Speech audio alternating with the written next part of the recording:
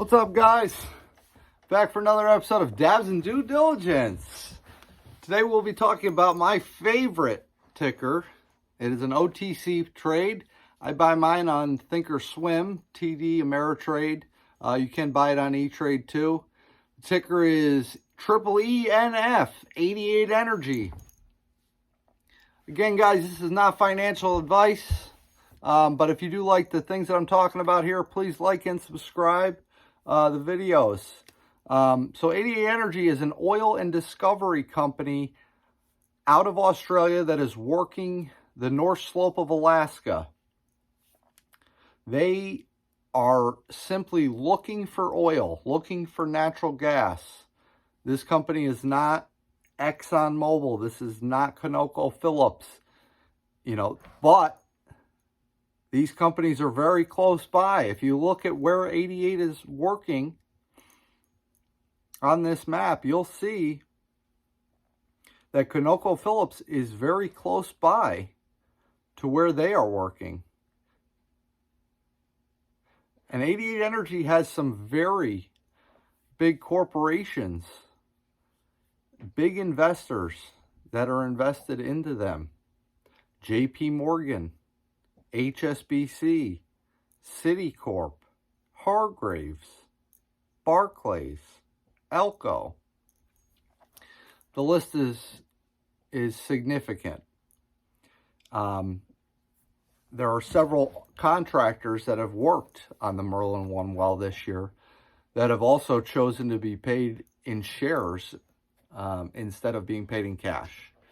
So to me, that tells one thing, and that is there's news up there. There's information that these shareholders have seen now that we might not know. But they're going to see a rise. Most of the shareholders here looks like they paid about 0.018 for their work done. So a little less than 2 cents a share is what they paid. There was a big run up. I started my position in this company the middle of March.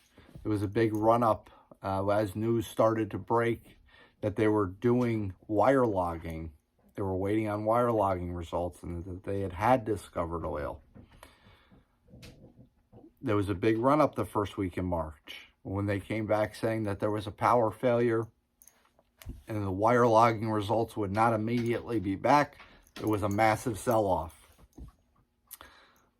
I held my position through that, and I only have added to my position since that sell-off because none of this was bad news.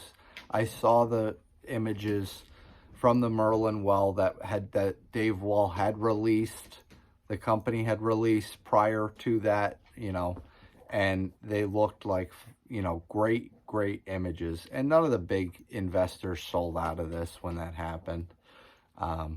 So, again, they had targeted 4 zones when they started Merlin, and now come to discover now that there are 7 pay zones in Merlin. So this is nothing but good information because this is only building the value of this company at this point. They are also sitting on what seems to be $4 billion of liquid natural gas that they could be selling out too.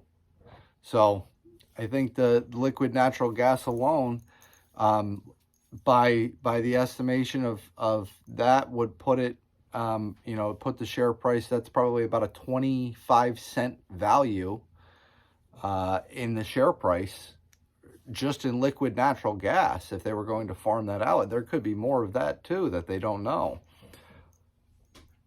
So I've held the position in this company, and only good news has come out of this company. They're so transparent with everything that they do. There's updates every week. It's great. They'll be releasing the lab results from the wire logging tests from Merlin over the next 9 to 10 weeks. They put the schedule out here, and the schedule will show you over the next 10 weeks, we'll constantly be getting more information. This will probably be building the value, building the price of this up, building the share price back up of this. I don't see any other way it could go. I think by the time Dave Wall steps down in May, I think it'll probably be around the time of the annual shareholders conference. This step down he's leaving on great terms, Dave is. And Ashley Gilbert, who is the current CFO, will be taking over the COO position when Dave Wall leaves.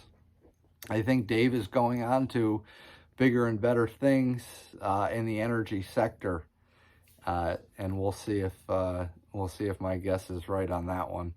But there's been a lot of talk on Twitter about what Dave will be doing and what's going to be going on. But this is going to be good. I think we have buyout information coming. You know, if you look at the map where we're working in Alaska, you know, ConocoPhillips is very close by there. I also want to talk about a video that just came out that I saw this week, Dave Wall from 2017, talking about what the big picture is for 88 Energy. The big picture, what it seems to be from the video, is to find the oil, find the natural gas, and sell it. So I will show that video. Looking 2 or 3 years out, do you think you'll be producing, or do you think you'll have probably sold the asset or farmed out the assets? There will be some production. So, but however, our goal is to create as much value as we can over that 2 to 3 year period that you refer to. And then at that point in time, it's probably more appropriate for a larger company to come in to do a full field development of this asset, because there are, literally over 1,000 wells that could be drilled into the HRZ on the unconventional side. And we're not the company that would be doing that unless we, transform significantly over that period. Fortunately, the access to capital that we've had from the market has been, very strong. And we've always felt that retaining as much of the working interest as possible until we've actually created that definitive value point is something that in the medium and longer term would far outstrip, in terms of value for our shareholders, giving away a significant chunk at the front end. So we have talked to several companies. There is interest. We haven't really tried to sell it, but we do know that there is a lot of interest in this well, and this is something that a lot of companies are watching. So guys, I have continued to build a position in 88 Energy, and I am doing nothing but that until we go over $1. So I've continued to hold the position in it, and I will continue to build a position in it. This company is going places. If you guys like what I'm talking about here, if you like the video, you want to see another ticker, one that I can talk about, please let me know in the comments. But please like and subscribe if you like what I'm talking about. Thanks, guys. We'll see you soon. Have a good week.